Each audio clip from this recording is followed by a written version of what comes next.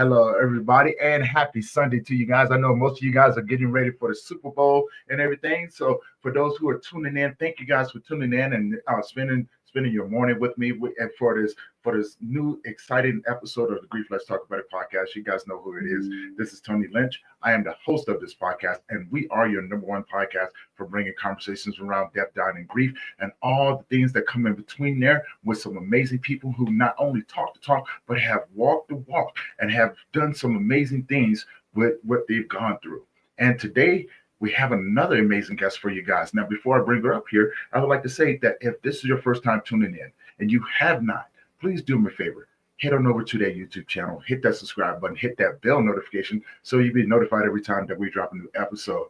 And this is for educational purposes only. Since this is a live stream event, please get your questions and comments ready for my next guest and myself. We'll be sure to answer them as we go along. Now, help me welcome my next guest, Rain Love, to the show. Rain, how you doing? Hi, Tony. I'm doing very well, thank you. You're looking amazing this morning. Welcome to the show. Thank you, Tony. Thank you for your invite. It's so lovely to be here and serve your audience and have a great conversation with you. Yes, yes, yes. I've definitely been looking forward to this. Last time that we talked, we could have talked forever. so we talked about a lot of different things, right? Now, before we get into your journey, before we get into your story, tell people who you are, where you're from, and about the work that you do. So, my name is Rain, and I'm a soul and life alignment mentor and coach. I specialize in emotional intelligence, the feminine and masculine energy, inner child healing, self love mastery, and I have a love for quantum physics. Basically, everything I do is energetics, whether it's subconscious reprogramming, retraining the brain, helping people, release eczema, depression, irritable bowel syndrome, anger management. It all just comes down to energetics.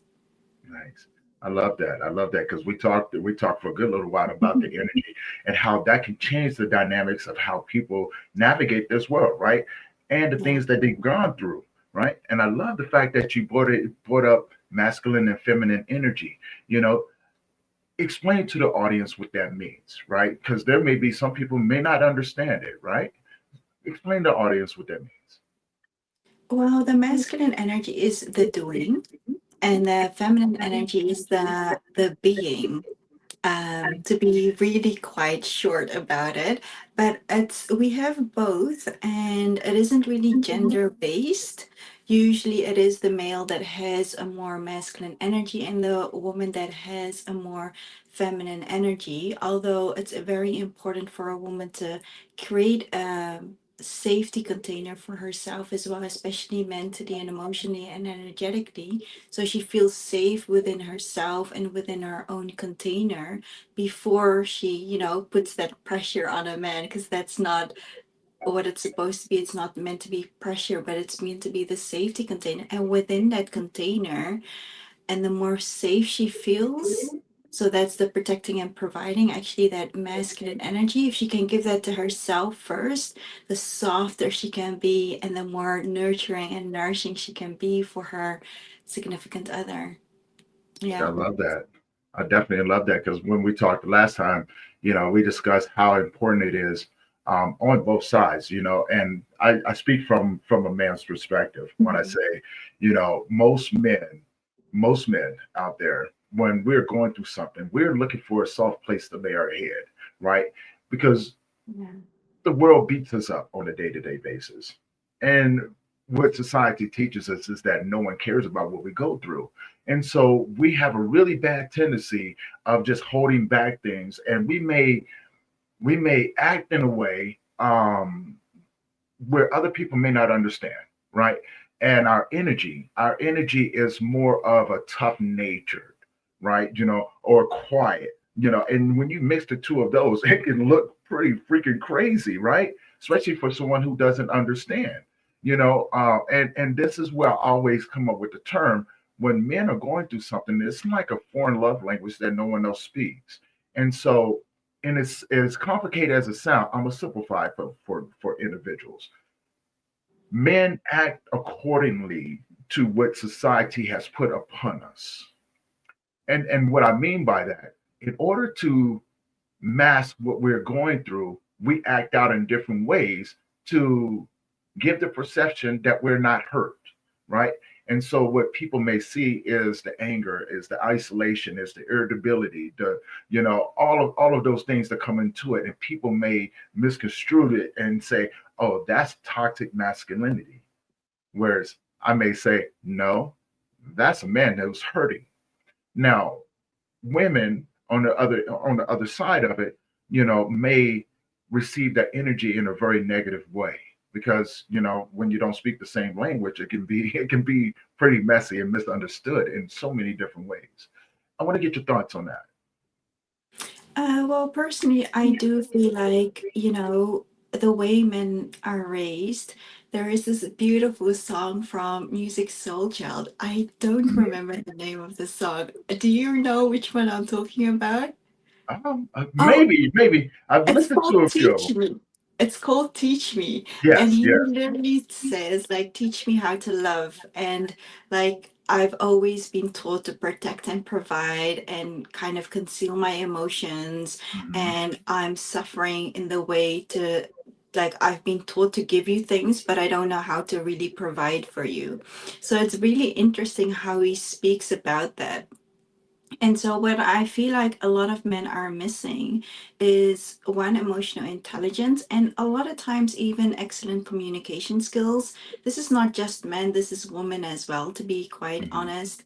And then, it's communicating your needs, and then it's a woman understanding the needs of a man.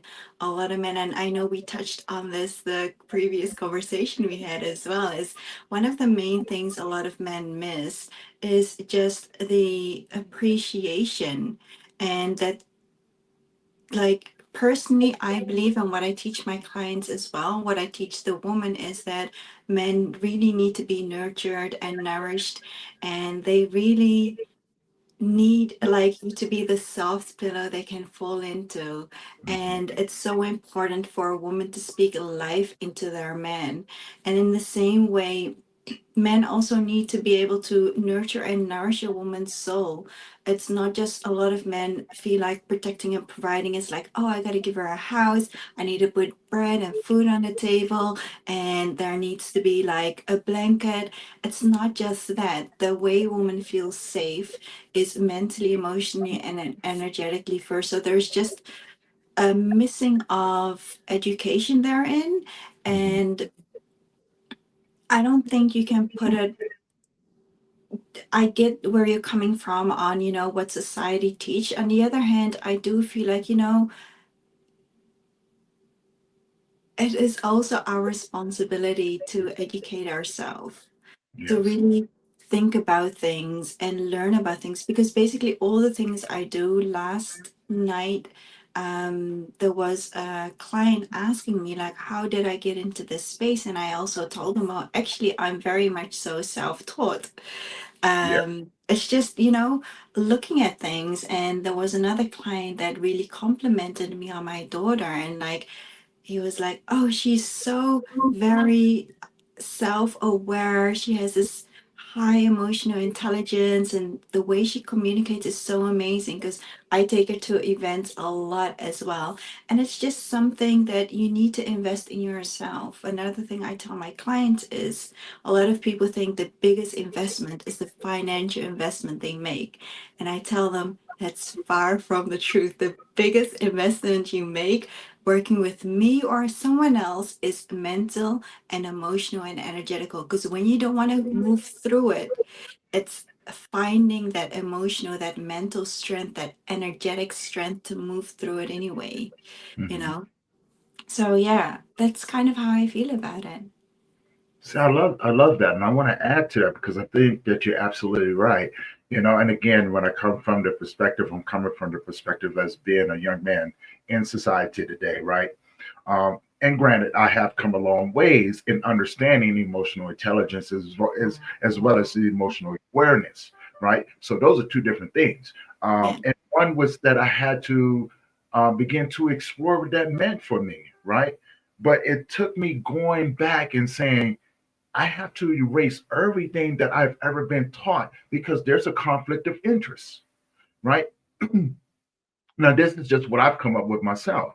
Like with that conflict of interest, I was going, I'm watching people, men and women, and how they interact. Because for one, when you've never been in a healthy or productive relationship, and if you've been in situations like myself where, I've had more failed relationships than anything else, sometimes you have to take a step back and hold yourself accountable instead of pointing the finger and saying, oh, it didn't work because of this, that, and the other. No, hold yourself accountable and say it didn't work because you didn't do A, B, and C. You skipped those and went to X, Y, and Z. Right? You rushed the process. You rushed getting the chance to get to know an individual. Now, I'm an old school type of person.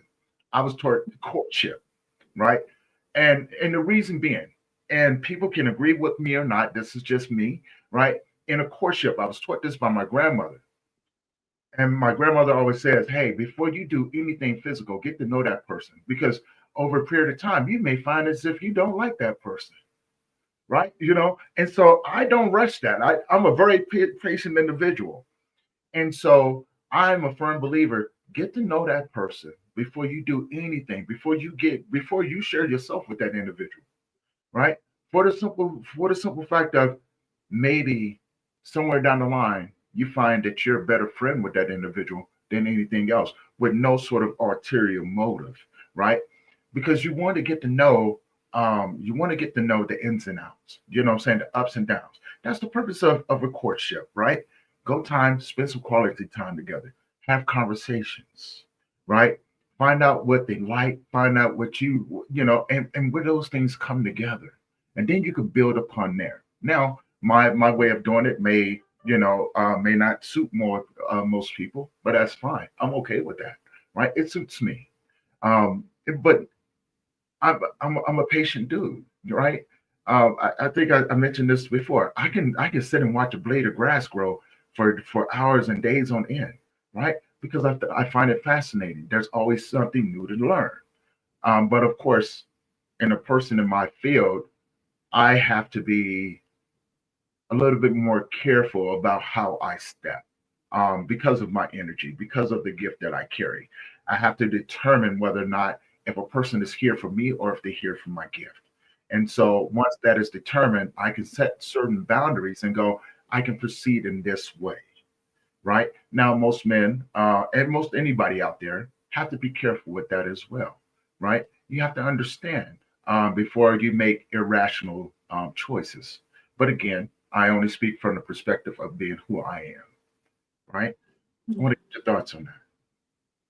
I love that. I feel like I'm very old school myself. And last time we had this conversation, we touched upon this as well. And I told you it kind of reminded me, was it Percy Sledge's song where he says, "Take time to know her," and then yeah, that song that was really really beautiful, and that's actually his. He comes home and he finds his wife with someone else, and then he it takes him back to when his mom says, "Son, take time to know her." Before you actually take that leap with her, which is Hmm. very, very interesting. For me, personally, I do feel like, marry your best friend and have that basis. And it's so important, my getting back to what you said as well, my brother once told me, my younger brother told me that, women have no idea how the world is outside of these four walls for men and how it is when they get back in. Hmm. And the thing is, it's just even that conversation with him is, men learning to express themselves, that emotions aren't weakness, and that it's also a woman's, duty to create that safe space for him as well to feel safe. And I think for that to be genuine and for men to tap into their intuition and really do their due diligence, like am I able to trust this woman? Because one of the other things that I hear a lot from um, males in my field is that a lot of times when they get vulnerable, the woman up and use those things against them, Yes. and then they get hurt. And with men, they are more vulnerable than women. Women have this strength. If you think about it, like you you can only, a lot of people get one chance with a man. But if it's the other way around and roles were reversed, they just expect this forgiveness of the woman, and they just accept they just want her to accept it and just kind of move on and move through it fast. Whereas a man, once he is emotionally hurt, it's often very difficult for him. But it's like you said, it's the awareness of yourself, the awareness of the other, and of your the energy around you, because it has so many parts to it. Mm. It's, you know, sharing yourself, your heart, your body, your soul with your possible significant other if you're not in a sacred union yet. And just telling her, like, this is what I'm going through, this is what I need from you. And that's okay too, because men are allowed to need things too. Just like women have needs, men have needs as well, and that's totally okay. And it's so important to have that sacred union where you feel safe with each other. So extremely important, because love is just so, I don't know, sacred, wonderful, amazing, all encompassing, just where we all desire to be, and something we all deserve. And it's something we need to give to ourselves first, so that creating that emotional intelligence, and men and women having that relationship first with themselves Mhm. before they create it with another, is extremely, extremely, extremely important. Right. Yeah. And I love that you brought that up as well, because the trust issue, the trust factor of it is that, and again, when I speak from that of being a men's grief coach, right? And having to have gone through my own set of trials and tribulations in relationships as I was experiencing some of the most challenging moments in my life, like, the loss of my parents and my younger brother and my son, right? Which, it took me a long time to come to terms with these things. But also, it took me a long time to unpack them. So I took time to myself. I still take time to myself. Right now, I'm on a journey of just understanding more of who I am in the world, more of what is required of me in the work that I do. So you can pretty much say I have tunnel vision, right? I don't let outside things come in until I'm ready. I'm comfortable. And that means, if that, right now it's been a few years, where I've even thought about letting anyone else in. Reason being, I'm still healing from the last one, right? And so I know better, right? I know, as long as I'm healing, I know not to jump into something else and make that same mistake of pouring that, letting that pour out into on someone else. Yes. I was taught a long time ago, when a man when a man is going through something, that trust factor is huge, because of the simple fact of trust is earned. And what I mean by that, when our world changes, everything, our whole mindset changes about those things as well. Say for instance, when we lose a mother, right? Our mother is our first love. That's the first person who's ever earned trust with us, because they have shown us that, hey, no matter what, I love you unconditionally. So we search for that in others, right? And when we don't get that, because of the simple, when we do not get that, we tend to retract like a little turtle, right? I have to put all my arms and legs and my tail and my head inside of my shell, and because I'm protected inside of there, right? It's going to take you a while to bust through that. Yeah. Now, what I'm saying? Now, if you sit there and you allow me to be able to be comfortable with you, that comes with a set of rules, right? According to a man, you're right. As complicated as it is, I'm gonna try to simplify it for people. When we go when we're going through things and we go back into that shell, it's because society has beat up on us so much, right? And it's not that we don't feel, we feel very deeply, but we've learned how to hide it because of what everyone has ever taught us. And so when you have a man that's in that situation, not just creating an atmosphere is important. The atmosphere is very important, right? But inviting us to come in, it's going to take time. Hey, if you ever need someone to talk to, whenever you get ready, let me know. Now, here's what happens in a man's mind. What is your ulterior motive? Are you going to try to hurt me? Because we've had that happen to us before, right? You know what I'm saying? With that reverse Uno card. Or we get to a point to where we're ready to open up, and then we're cut off before we even get the chance to open up, and it's made about the other individual, right? And so what that does, it just tells us, you've just proven to me that society is right, and no matter who you are or how close you are to me, I have to shut this off now because you invited me in, but now you've broken that trust. And I would tell everybody out there, and men included, and they may agree with me, they may not agree with me, but deep down inside, us men, we definitely know.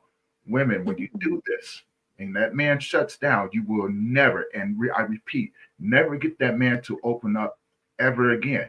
As a matter of fact, a man in most cases will begin to plan the exit plan out of that relationship. So everything from that point on is learning how to handle you and survive the relationship until I can get out of that relationship, right? And that's going to be messy.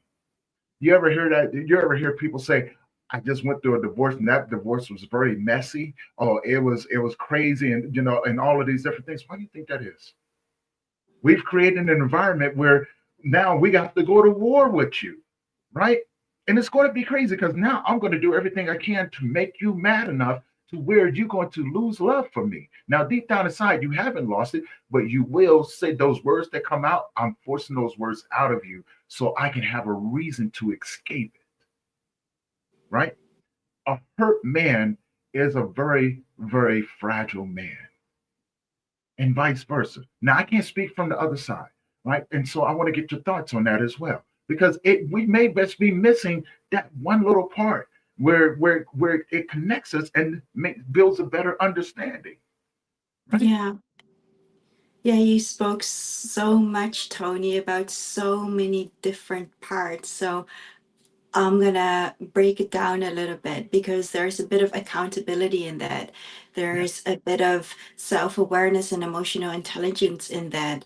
There's also the uh, treating your loved one as you desire to be treated. And that's the bit that I had previously spoken about, that, if the roles were reversed, m- you know, men do usually expect the woman to forgive and to move on, just to invest in the relationship. So Hmm. it's creating not just the resilience, but the emotional intelligence and the understanding. And a lot of people, they sprinkle this thing around like confetti, and they always say, oh, hurt people, but no one truly understands why hurt people. And the reason for that is, if you're super happy, Tony, and I'm super depressed, we don't have a connection. Right, If you're right, super happy, I need to be super happy. But if you're super happy and I'm super depressed and I want this connection with you, then I subconsciously create that depression within you. So when I'm hurt, I project that onto you. And when you feel that, then we have a connection. So hurt people don't hurt people because they're mean and they want to hurt you. It's because they're seeking connection. Because human beings, they are like, they gather together, they survive on connection. It's like babies, when you feed them and change their diaper for 6 months, most of them will still not make it. They will still pass away if you do not give them that quality time and that affection. because they need that connection, they need that love, they need that physical touch.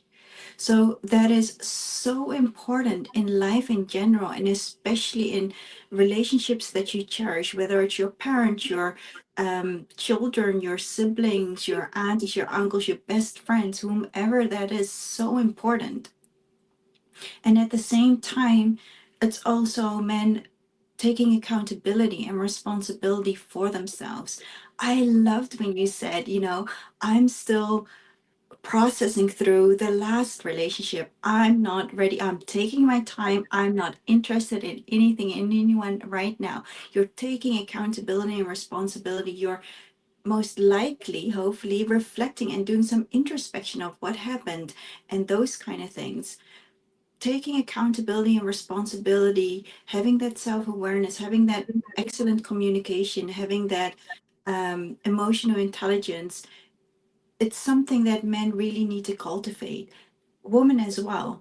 And in that process as well, when you choose your significant other as a male or female, you ask questions, and not like an interrogating way and manner, but just imagine nowadays you get a job and it's only for a few years, but you have to go on to like 3 job interviews. Well, your significant other for a sacred union, your husband or wife, is going to be there, and it's your greatest investment ever. They're going to be your number one cheerleader, your best friend, your companion, your safety, your everything. Like, you need to really observe them. You need to ask the right questions. Questions I like to ask personally is, hey, what was your longest relationship and why did it end? And another important one is, what was your most cherished relationship and why did it end? And if someone does not want to answer, for me, that's a no go for me. The first one is, if their longest relationship was 10 or 15 years and it ended, you need to know why. But if their most cherished relationship was 3 years. So that's the one they cherished the most, loved the most, cared for the most, had a shorter duration. You need to know why it ended. The reason I ask that question is, I want to know if they put all the blame on their previous partners, or if they've reflected and taken responsibility and accountability and said, this is what happened. This was her part. This was my part. And it shows me, have they learned anything? Have they done the introspection? Have they worked through those things? Why did they love this woman in the most cherished relationship so much, but they still let it go? So what was the reason for it? And then the longest relationship is usually the woman they had children with, and they usually stayed for the kids or tried to make it work, but it wasn't necessarily love. So can they address those things early on by saying, hey, this isn't working, and not stay for whatever reason? I know that men, they can be very complacent a lot of times, and they'll just have a placeholder. And men, they know very early on, very fast, if this is girlfriend material, wife material, or it's just to have fun with. They know. And it's that integrity of a man, that a man of honor, a man of his word, a man that can really provide that safety and security for you, so you can really flourish and be soft as a woman, especially emotionally.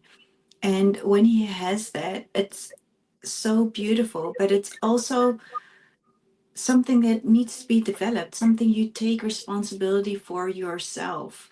And we're now talking about romantic relationships, but it's even so as a parent. A lot of people have take kids, or they get blessed with kids, but they don't really know how to be a parent. But Mm. it's preparing for that.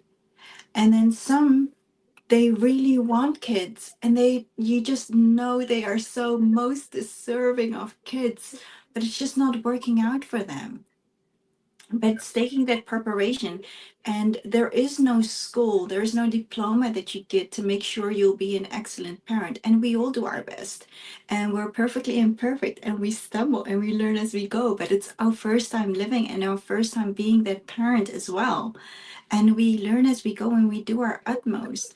But the same way how we should actually be prepared to be parents is how we should prepare for marriage and the sacred union. And like, I love how you say, to court, because a lot of people date, but then I'm like, okay, so what does dating mean to you? Have Mhm. that transparency. You hear a lot of times like, well, just date multiple people, or like, you need to know if it's exclusive. You need to hear it from his mouth. But then I'm like, what? Is it Yeah. kind of like multiple dating multiple people? Like, wouldn't that, like, not too long ago, wouldn't that be considered cheating or a player or a two-timer or whatever? And then now it's like, yeah, but it's just we're not committed yet. But it's like, what? What times have changed so much? But Yeah. set that standard as a man. Know what you are looking for, know what you need, and then become the man that is deserving of that woman. And I mean it in the sense of, if you want, like, a lot of women are like, oh, I want a man that's tall, dark, and handsome. And it's like, you don't really pride in self-care. You don't really eat healthy. You like fast food. Like, you need to become deserving of that, man. You like, what kind of woman does your dream man desire? But the same goes for men. You need to look at it. I also like a man. I really look at, like, how does he plan dates? A first date, extremely important to me. It tells me the investment he's making in me. Does he know me? Is he taking me to something and I have totally no connection to it? Or does he know me? Does he know that I love certain things? Or like, does it have some kind of flow, like a beginning, a middle, and an end? As a woman, I feel like, invite him to something unexpected. I want to know who you are when you're facing your fears. If I know you're scared of heights, let's go skydiving one time. I want to know, you get to know someone in extremities, extreme health or lack of health, like during COVID. You got to know someone's true character and who they truly were. I had close family that actually thought they were dying, but they never called me. Extremely intimate, close family. Mhm. So you really get to know people. So it's, hey, he's scared of heights? Is he only in his own process, or is he still taking his future wife into consideration, checking up on her? I want to know how he is with the janitor, with the cashier at the supermarket. I want to know all these things. So as a woman, how I observe these things, and I know a lot of women aren't as detail oriented and they don't necessarily get into all these little things. I do feel like this is something that women should do, but also men should do. Is she a safe space? How does she talk about others? Does she not talk about others? Who does she trust? Who are her family members? Who are her friends? Who does she choose to associate with? Even if it's family, and a lot of people want to be with someone that comes from a good house, but I didn't come from a good house necessarily. But I do know why I'm not in touch with family, and I keep my circle small, and understand someone might want someone super social, but understand, like, why is this woman this way? And what does she provide for others? If people think about her, what do they mention about her? Usually people get the same compliments over and over and over again. What do people say about her when she's out of the room? And I remember I had this special guest appearance at the Met Hotel in Amsterdam. It was maybe 2 weeks ago or 2.5 weeks ago, because it was on a Wednesday. And the host was like, you're such a favorite here. And I was like, oh, but how do you know? Because it's Nice that you're saying that. So maybe I'm one of your favorites, but how do you know I'm like the guest favorite? It's like, because it's not what they say when you're in their presence. It's the fact they still refer to you and they still speak about you and what you spoke about when you were gone. A lot of times when you receive compliments, what are the compliments you receive? What are the complaints or the feedback you receive? Those are things you could work on, but your significant or potential significant other, what are the compliments they keep receiving? So it's really listening to that and seeing what is not being shown, listening to what is not being said, and reading what is not being written, and looking just a little bit further, because your significant other is by far your most precious investment. When your kids are grown, they go out of the house, you know, you don't live with your siblings, you move out of your parents' place, that is your number one fan. That is your best friend, someone that's always there for you every morning, every night. So it has so many aspects what you spoke about, because you touched and you talked about so many different things. And it's a combination of taking accountability and responsibility. I think that is a huge one for men. I think a lot of women struggle with a man's ego, so Mhm. they get hurt. And when they have an ego and they haven't really worked through that, they tend to project and blame. Or when they have an ego, they may not see the traumas that the wife sees or their significant other sees, and they can't take responsibility for it because of their ego. They don't see it, or they're too prideful to work on it. So it's, the ego, the projections, the trauma, and triggers they may have, being open to that, knowing, choosing a woman that always comes from a space of love, someone you feel embodies love, that feels like an angel to you, knowing that any feedback she gives you is not ill intended, is always from a space of love, because she sees this beautiful man in front of her and she wants him to grow and evolve as the best man, best father, uncle, best friend, best husband ever. I love that. I love that. I love the way that you unpack that as well.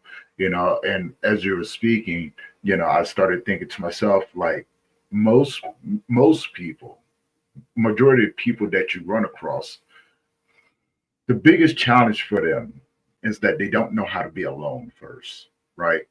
And what I mean by that, like I have no problems with being alone, because what it did, and what it does, it helps me learn how to love myself first, Mm. right? It teaches me how to make myself a priority as I maneuver through this life. Now, before, like maneuvering through life, it was very challenging, right? There was things that, like yourself, I'm self-taught in a lot of different areas, right?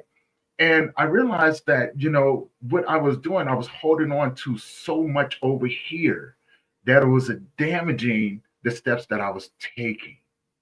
And so, there was a conflict of interest, right? And so what it did, I began to search for red flags, right? Because once you get stung by that snake the first time, it sucks. And that goes on both ends. You're just like, yeah, maybe I don't want to do this, right? Because for one, deep down inside you want it, right? But on the other side of it, there's a conflict because it scares you to death. It scares you because that heartbreak sucks. It really sucks. It'll make you feel like you're dying, right? Loss of breath. You just hurt. You just hurt. And it took me a long time to understand that. And what I come up with over a period of time, having some time to myself during the most challenging moments of my life, I realized that people left me. And so that was the first thing. Like, okay, I can't expect everybody to be with me in my most challenging moments.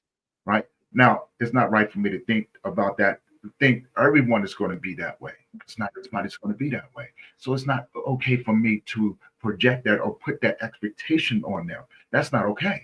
Right. That's not, so we're going to push that on out the way.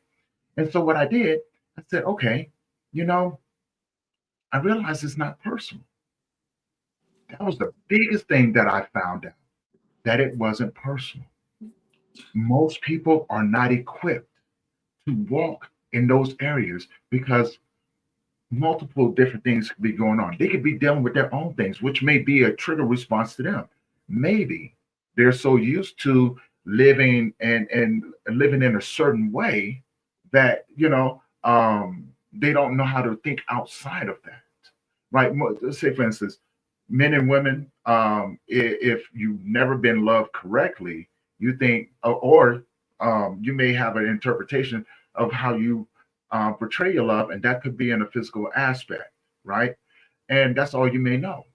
That's fine. If that's you, that's totally fine. But there's so much more to be added to that. First and foremost, know yourself, right? Have when you see an individual like that, put yourself in a situation. Well, not really put yourself in a situation. Remind yourself how you got to where you are and what it took, the love that it took for you to have on yourself, right? I'm a firm believer. Spoil yourself. You should be the first one to spoil yourself first. For one, when you begin to do that and you begin to love yourself correctly, right? By taking care of yourself, going to the gym, eating correctly, right?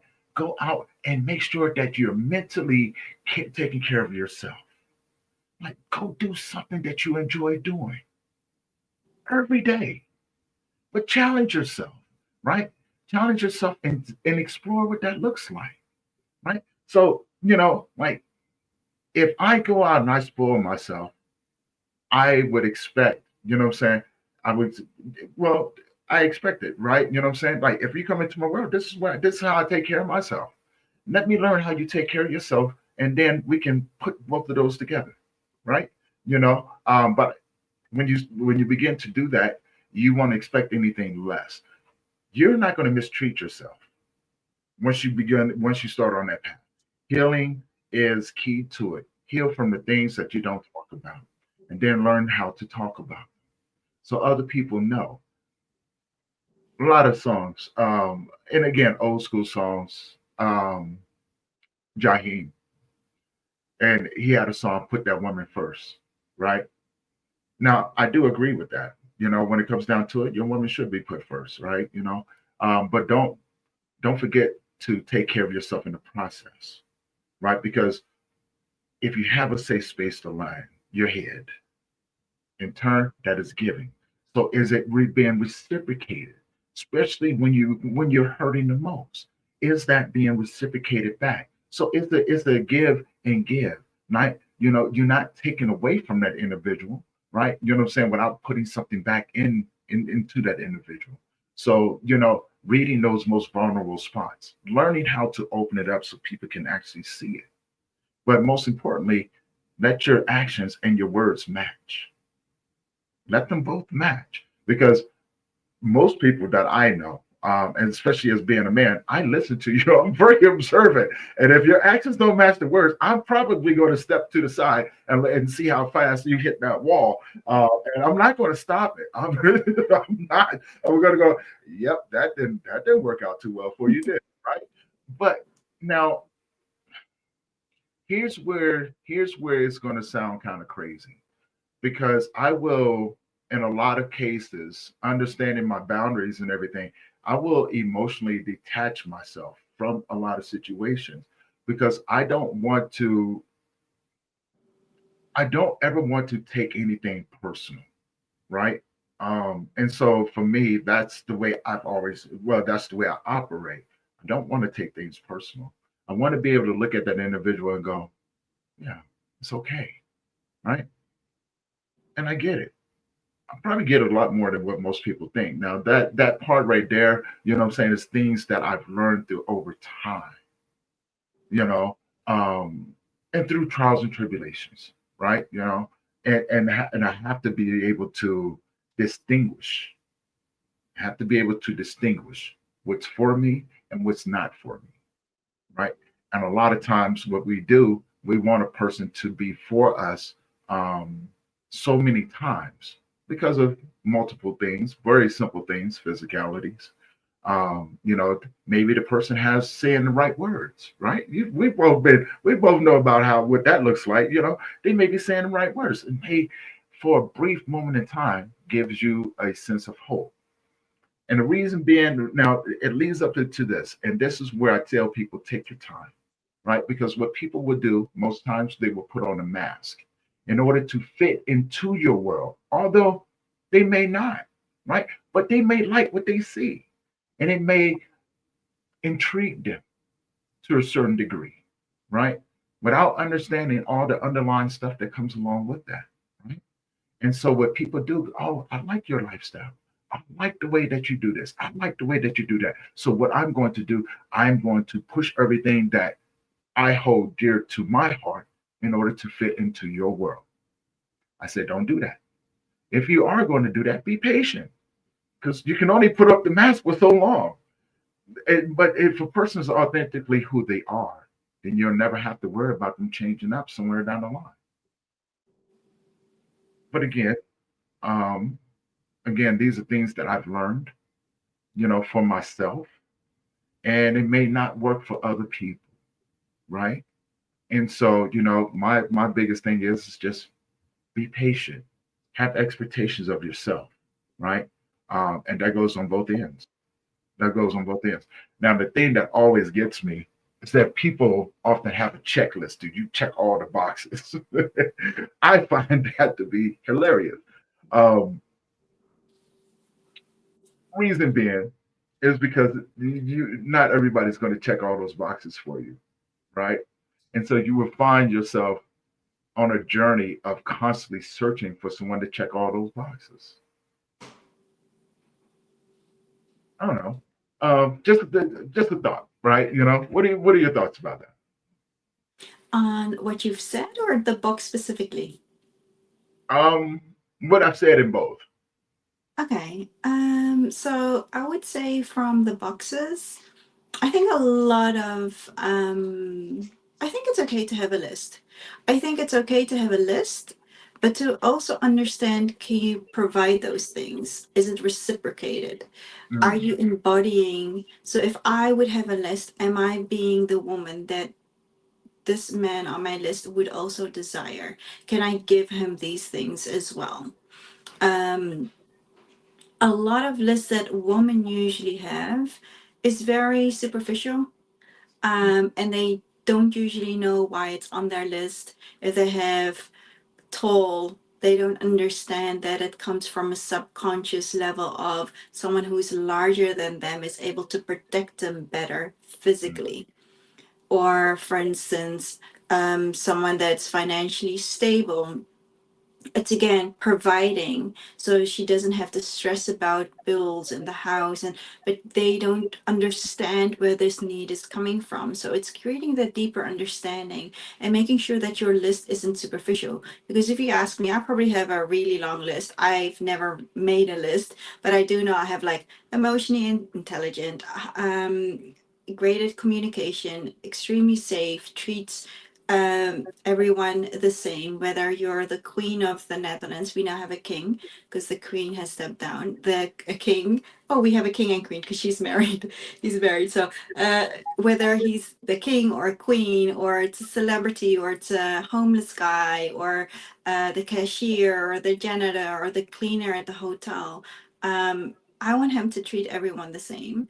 I don't want him to treat anyone for me, out of place because of their social status or financial status. And I look pretty deep into someone, so I have, you could say it as only, I've never written it down. I think you could maybe call it a standard, or have a certain standard of people that I desire.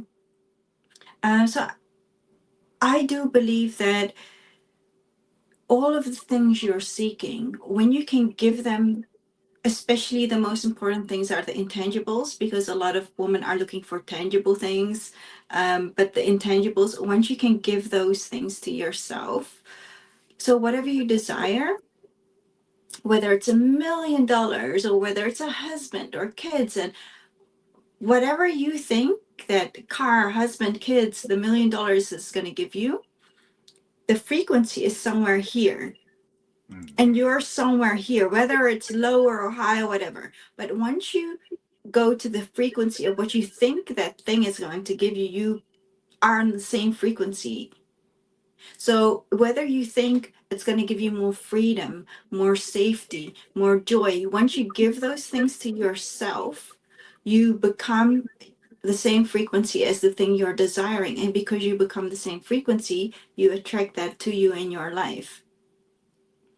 And that is so important. And it's it's you first. It's self love first. And you spoke about, yes, you put your woman first, yes, but you love yourself first. It's important to pour into yourself.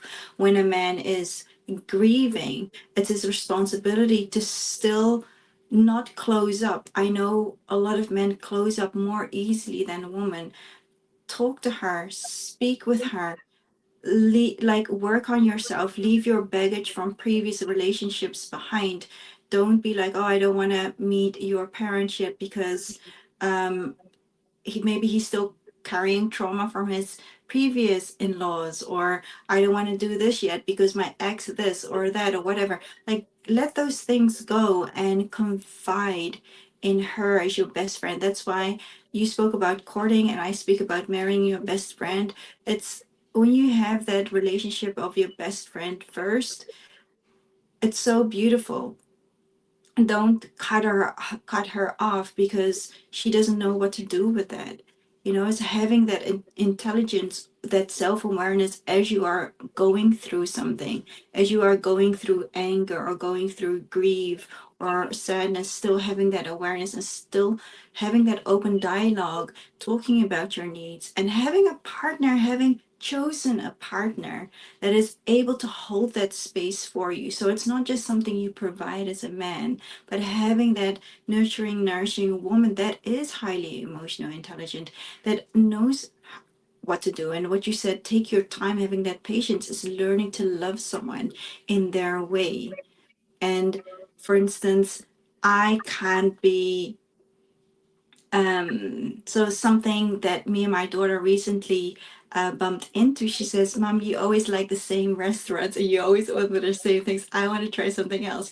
So I love her in a different way by saying, okay, you pick one thing or one time, and then I'll pick the other thing next time. I have friendships where um, this beautiful friend of mine, and we always say we invest in our love because she's so, I do a lot of stuff that I may not like necessarily, and then she in turn like goes along with some of the things I like, um just because in the core we're the same regarding maybe our core values, but with our interests it might be extremely diverse. And I have another best friend like that as well. Like, the basis is good, the foundation is good, but maybe we have different interests, and that's fine. And it's investing in someone.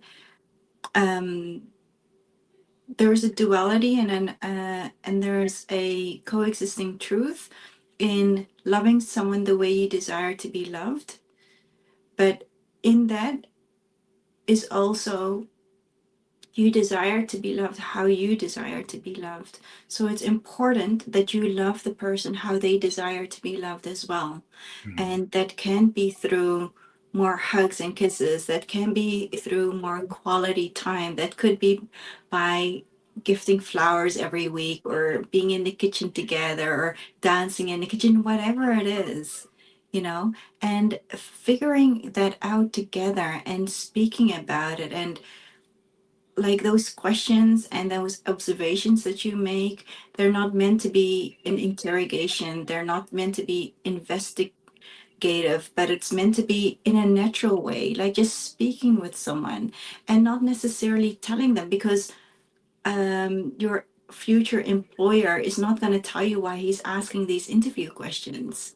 So ask questions. Like, I don't tell people, the person I may be getting to know, I wouldn't tell them why. I ask them, what is your longest relationship? And like, why did you guys break up? And yeah, may I know about like your most cherished relationship? Like, why did that end?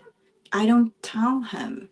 Like, I want to know, does he desire to be a father, or does he want kids? Does he desire to be a husband, or does he want a wife?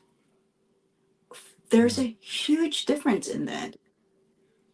Yeah. One Yeah. is looking for a legacy because he wants something, and one is looking for someone that is serving him, and one is looking to serve.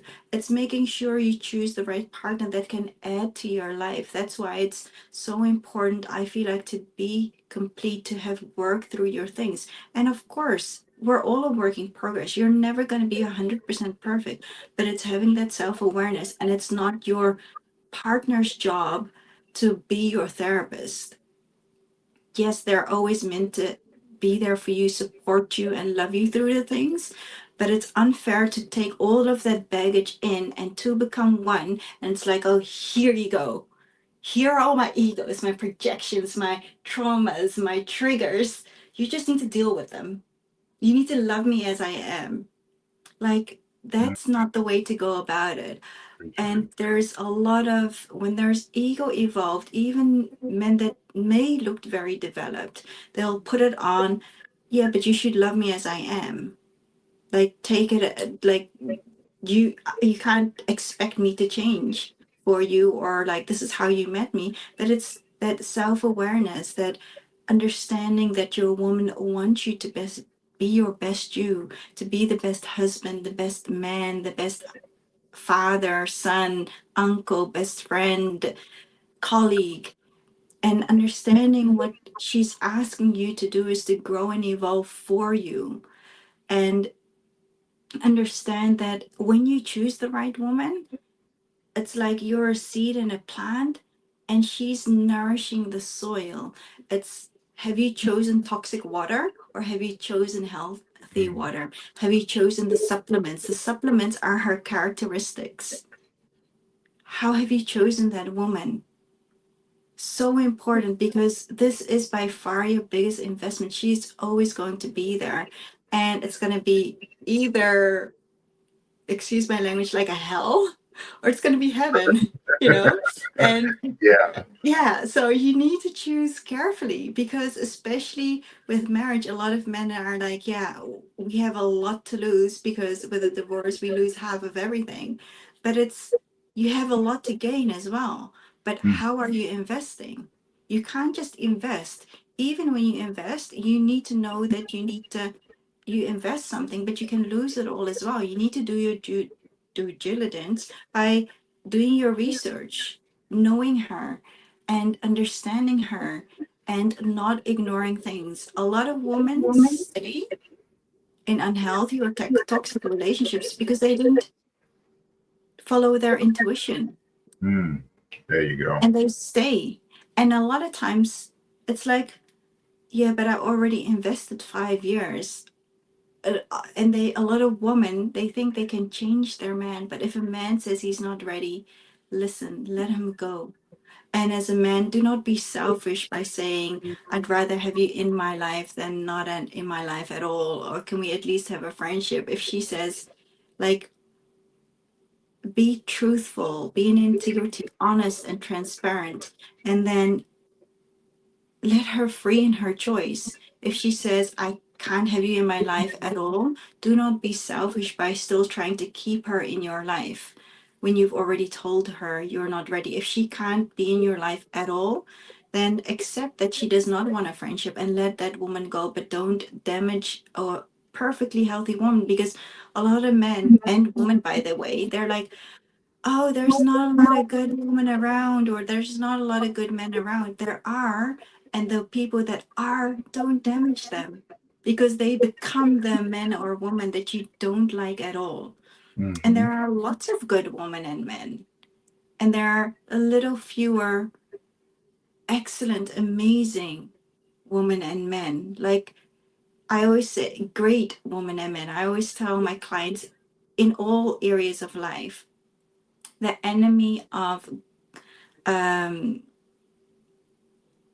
good, great is good, because when you're in a good place, you don't really need anything else. So you don't really look further. You don't grow as much, whether it's financially or um, with your own life or where you are. It's like everything is good. Like it's okay.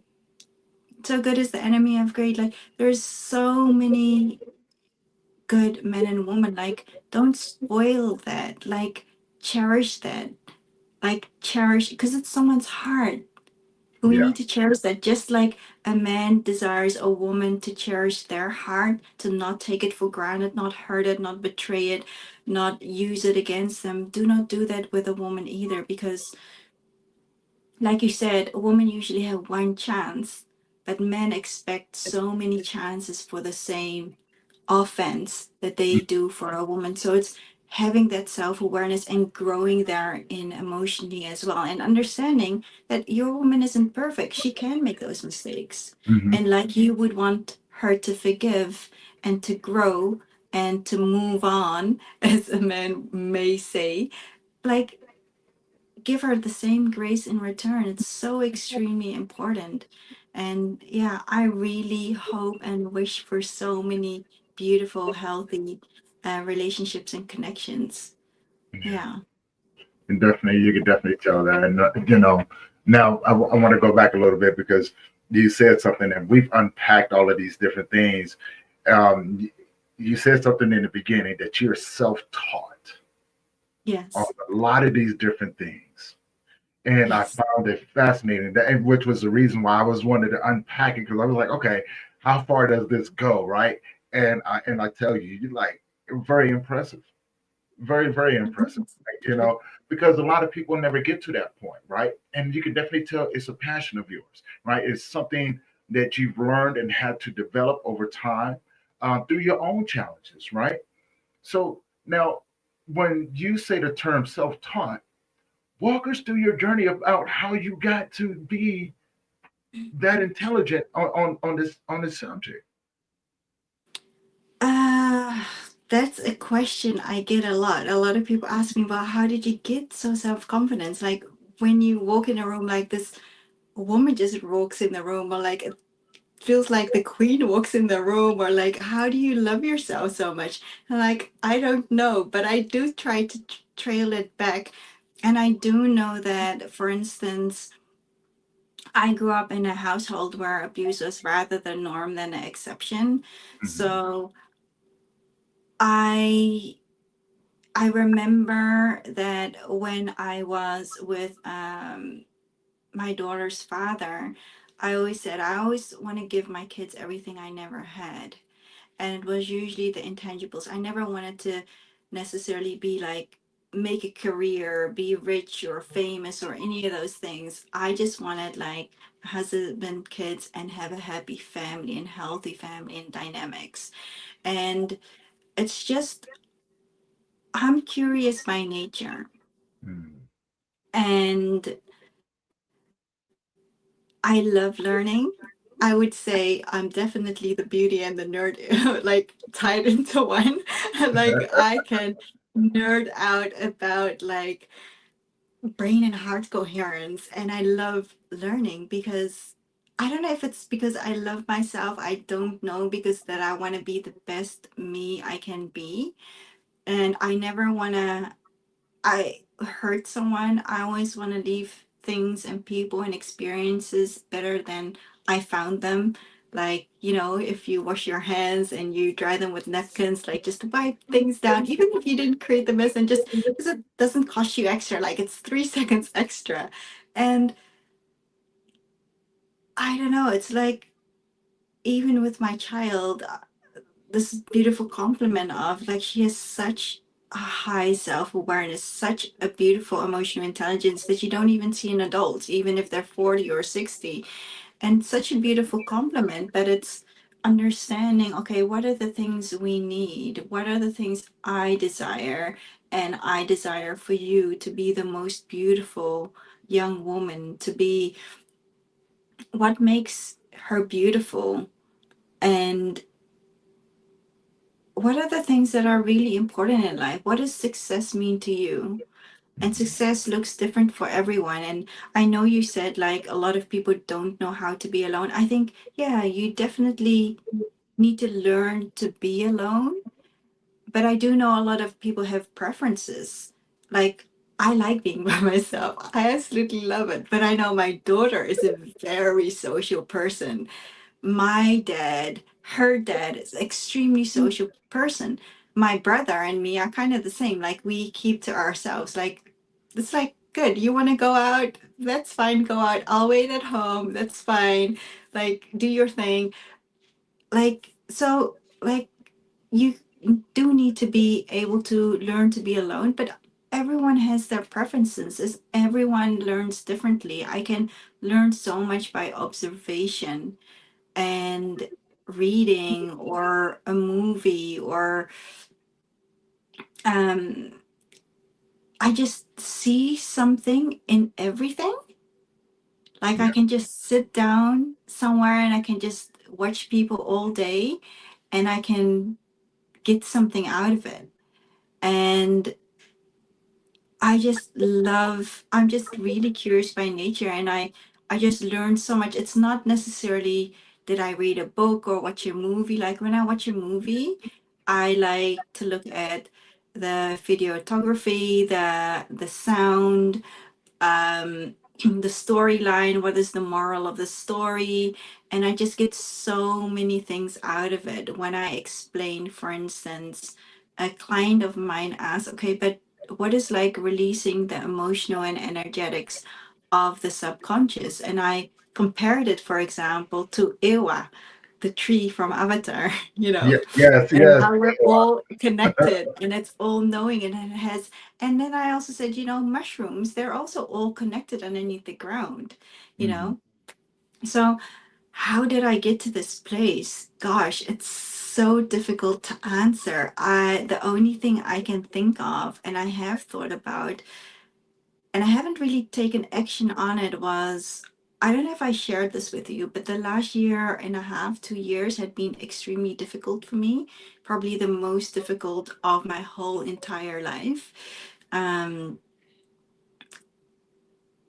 and I think that would have been a great moment for me to share my world.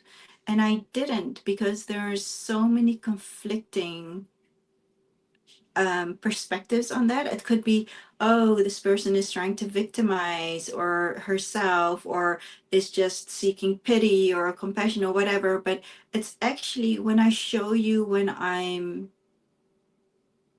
nobody, quote unquote nobody, that how you can see my journey as I lift myself up and grow and evolve to the woman I have now become again is because if you ask me to like trail back on what are my steps, I don't really know. I just know I would never want to hurt someone. And if you see arguments, well, for me, it's really simple. If there is an argument, it's how can we prevent that? What was missing? Is it Mhm. that you have a different, um, you give a different meaning to trust than I do? Is there a miscommunication in that? And or is it that you love me by doing things for me and I receive love in a whole different manner, and is that like where we don't connect? Like I'm always curious about those things and I'm very like a lot of people, especially men, they're like, what? But my core energy is actually masculine. I'm very practical, pragmatic, I'm very solution oriented.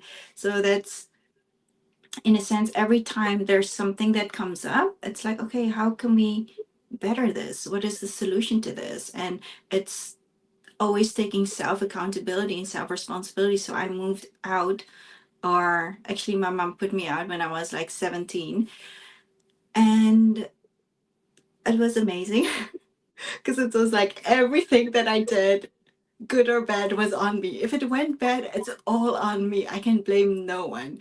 If it Yeah. went well, no one could take their like their kudos. It's all on me. Like it's all on me. So it's taking self responsibility, taking that accountability, and everything is just on you. Mm. You can't change the world. You can only change yourself. And even the way I teach my daughter to apologize, and I'm like, okay, you say I'm sorry for XYZ, and you do that introspection of what has happened and how you can make up for it, but also what you would do differently. So I tell her the best apology is changed behavior. So what would you do differently to prevent it? Because you can't say sorry for lying 10 times and just keep on lying, or say sorry for stealing and you keep stealing. Like there needs to be a changed behavior. That is the best apology, but you vocalize it. You let them show them that you've done that introspection, that you know this is what happened, this is what I will be doing differently. Um yeah, that's how I feel about it. But I see you go, so No, I'm no, no, very no. curious. I was looking at my phone because my phone is going off over here, but it's nothing Oh, important, you know. Because when it okay. does, I have it on my table and it's vibrating on the other side. So I'm like, where is that coming from? Right? You know, how many electrical devices do I have in here? So, Oh, so I don't know if you that's have where to that go because came I from. know that we can speak for hours Yeah, probably. yeah, no, no. And look, you know, and that's the purpose of it. Having these conversations, helping people Yeah, understand, you know, but also, you know, unpacking all of these different things because there's somebody out there right now that may be wondering about their relationship, wondering about themselves, wondering about the things that they don't know, right? And so unpacking all of these different things, putting things out on the table and saying, hey, right, you can explore these different options, right? You have options depending on who you are. And you know, the biggest suggestion I give most men before you even get or even think about getting into a relationship, make sure that you're healing. Make sure that you're healing. And when you do decide to go out and choose someone to be a part of your life, make sure that they're on a healing journey as well. Because the one thing that I've learned about we as human beings, you know, we go through things. Sometimes we don't take the time to heal, and that's where a lot of the challenges come from. And again, I speak from a place of having to go through grief and things like that. And so there are certain things that I do have to look out for, right? You know, I listen, but I watch. I'm very observant. Just like yourself. I'm a very curious person by nature, right? And so, you know, there's some things that I do understand because I have made these mistakes before. Before I started the healing process, I spilled over onto other people. I don't want to do that anymore. So, you know, I get it. I get it. But I'll also understand I'm not like the average person. It may not be for me. And I'm okay with that too. So, what that does now, it adds a level of discipline and respect to myself. I know what not to do, I know what I can do. And so there's certain things that I won't entertain, right? There's just certain things. And to make sure that others understand that as well, like, hey, okay, here's where I'm not going to cross that line.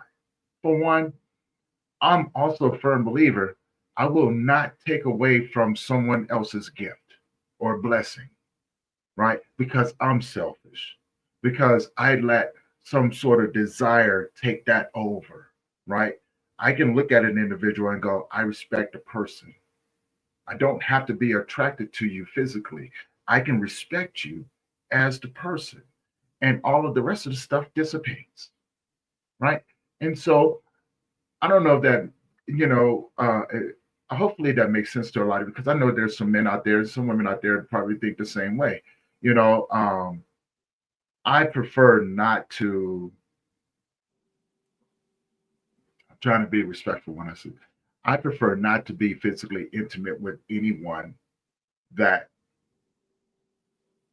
we will. I prefer not to be physically intimate with someone that I have no intentions of having them as a part of my life, right? You know what I'm saying? Which actually goes against the status quo. Men and women can't be friends.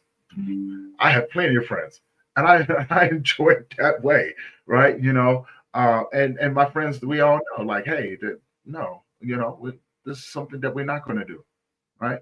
We can sit down, laugh, and enjoy each other's company as long as we need to. But this is what we're not going to do. So all those expectations are off the table, which I find that it helps people be a little bit more comfortable and be themselves, right? And I love all my female friends because they're funny and they teach me so much and everything like that. And and so there's a level of respect that goes there. And as we talked about before, that respect goes a long ways. And I prefer to have you as a friend than to ruin everything that we have. But again, that is just me. That is just me. But I know there's a lot of people out there that feel the same exact way, and taking the necessary steps to make sure that I am who I always say that I am, right? And so there's not a take it or leave it type thing with me. I am who I am. You don't have to accept me. I accept me, right? I'm okay with that. I'm definitely okay with that. And and like you said, we could talk forever on this matter, and things like that. And Lucas, I'm about to bring it up to her, right? Because I think we should do a part two. We most definitely should do a part two. And with that being said, I know you probably have a long day ahead. I know it's getting later in the day for you, right? And everything else. So I definitely want to be able to respect that and because I know you're like an early bird, especially going to sleep and waking up, taking care of yourself. So now with that being said, Ray, how can people find you? They can find me probably on Instagram. I am Rain Love, and probably when you type in my name, Rain Love, on Facebook. Yeah, I would say that would probably be it for now. Yeah. Okay, okay. And you guys, please reach out to her if you guys love this conversation and things like that. Maybe you're struggling with relationship. Get some people who have actually walked the path and things like that. And that way they can help you navigate those things. And Rain is one of those individuals. She has walked the walk, she talked the talk, and she's out here helping other individuals get to a place where they can be accepted, but also accept themselves and have healthy relationships. If you want to know what that looks like, reach out to her. Second question, Rain. And I love this question. Everybody's heard me say it and ask this question. So I ask this question to you. If you had a superpower, what would it be? Most likely that I am love. Mm, I love that. Definitely love that. And with that being said, Rain, thank you for coming on and having this conversation with me. And hopefully we can do this again in the future, have a part two and dive deeper into some other stuff as well, right? And so with that being said, everybody that's been tuning in on Instagram, Facebook, LinkedIn, YouTube, um, Rumble, Twitter, Twitch, everybody that's been tuning in. Thank you guys for your support, always tuning in and being a part of these amazing conversations. And do me a favor, if you haven't already, and you would like to, you think I'd have earned your subscription, go to their YouTube channel, Grief Let's Talk About It podcast on YouTube. Hit the subscribe button, hit that bell notification so you'll be notified every time that we drop a new episode. But also, maybe these conversations may not be for you at the time, but you know someone who they can benefit. Please share it with them, right? We're just trying to get out there and reach more people and normalize the conversations that we should be having on a regular basis in a safe space. And that's what we are. We are a safe space to have these conversations. So, with that being said, Rain, again, thank you for coming on and having this amazing conversation with us. Thank you guys for your support. We're going to see you guys in the next one. Enjoy the Super Bowl, right? Enjoy some food, enjoy your friends. We're going to see you guys in the next one. Have an amazing day. Peace.